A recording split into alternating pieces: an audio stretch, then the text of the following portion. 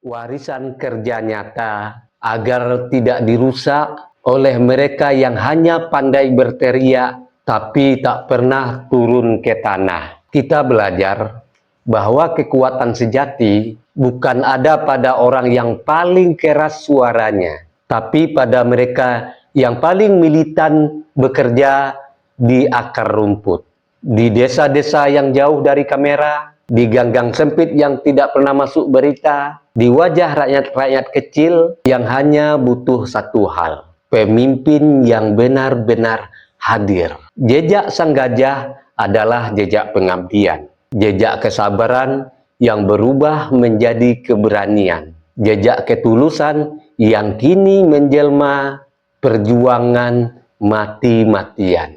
Karena pada akhirnya mencintai Indonesia tidak cukup dengan hanya kata-kata indah, tapi dengan kesediaan untuk berdiri, bekerja, dan berjuang.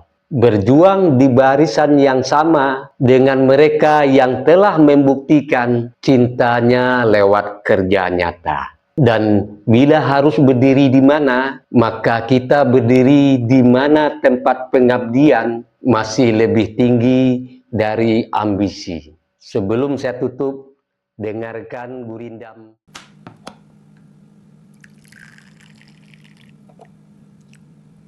Sahabat ngopi dulu.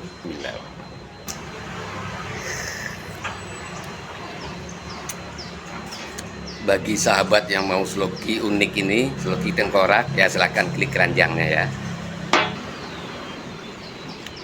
Sahabat bagi perokok tahu persis rasanya ketika dia mau menyalakan rokok di pinggir pantai atau di tanah lapang. Itu pasti banyak angin, dan untuk merokok menyalakan koreknya pasti kesulitan, pasti padam oleh tiupan angin. Tapi semuanya tidak akan terjadi lagi jika korek kita ini kapasitas gasnya besar dan apinya kuat, tidak akan padam ditiup angin. Jadi jika sahabat ingin korek seperti ini, cek di keranjang produk.